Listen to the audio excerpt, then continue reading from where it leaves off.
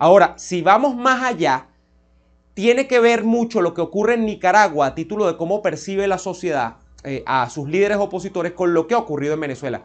En Nicaragua, después de 2018, donde incluso la oposición llegó a conquistar espacios territoriales importantes del país, o sea, la oposición en Nicaragua en 2018 avanzó al punto de ciertas localidades de Nicaragua quedaron en manos de los manifestantes opositores.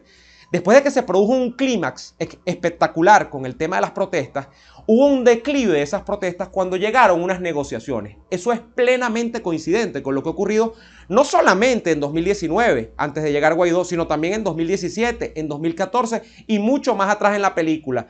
A todo momento de una gran manifestación popular, esto es como un arco, a todo momento de una gran manifestación popular con un clímax, ese clímax viene a declive después cuando hay unas negociaciones entre los supuestos representantes de la oposición y ese Estado que se supone va a negociar, que no es un Estado nada, es una tiranía, como pasa en el caso de Nicaragua.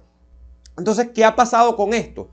En Nicaragua incluso la aproximación del opositor promedio, o sea, de la gente que vive dentro o fuera de Nicaragua, a sus líderes y a sus partidos opositores, viene desde el punto de vista de la sospecha.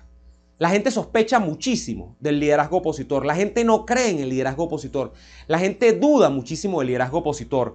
En el exilio nicaragüense hay tremendos problemas para ponerse de acuerdo sobre qué hacer en términos de unidad para enfrentar al régimen de Ortega. De hecho, la unidad ha sido incluso por varios líderes opositores nicaragüenses descartada de plano. Dicen, mire, es que cada vez que nos juntamos con unos tipos que sencillamente no quieren la caída del régimen, sino que lo que están allí es para atornillarlo, pues sencillamente la cosa se va a pique y con esa gente no puede transigirse. Entonces, el opositor promedio dentro y fuera de Nicaragua es altamente sospechoso, o sea, sospecha de todo.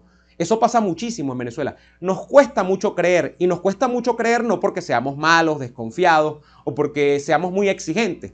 Nos cuesta creer porque el liderazgo político, tanto en individualidades como en los colectivos, que son los partidos y los gremios, nos han traicionado muchísimo en el pasado. Esa situación se reproduce al calco al día de hoy en Nicaragua. Pero ya yendo más lejos todavía, es increíble lo coincidente que es el caso nicaragüense y el caso venezolano en términos de lo que tiene que ver con cuál es una de las soluciones que más se venden desde el punto de vista de la prensa nacional e internacional para hacer la transición post-Ortega. ¿Y cuál es esa solución que se vende en Nicaragua que se parece muchísimo a la venezolana? Pues que en Nicaragua se dice que quienes tienen que tomar el testigo después de que Ortega se vaya del poder o de que se cree una negociación supuestamente para que Ortega se vaya, cosa que es una locura, tienen que ser los supuestos sandinistas disidentes, es decir, unos tipos que recuerden ustedes que Ortega mandó durante toda la década de los 80 con el Frente Sandinista. Esos tipos serían los que una vez que lo acompañaron a él en ese sandinismo originario, por decirlo de alguna forma, y que luego se divorciaron de él en el camino porque surgieron problemas personales, porque querían más poder del que Ortega les pudo dar, por lo que sea, esos tipos son los llamados a encabezar la transición, porque no se va a producir nunca una transición en Nicaragua si no está metida de lleno esa camada del sandinismo disidente en ella. ¿No le suena acaso eso igual que los genios que en Venezuela han propuesto que el chavismo originario, que si un Rodríguez Torres, que si un Rafael Ramírez, que si un Arias Cárdenas, que si un Henry Falcón, sean los que tomen el testigo de la transición?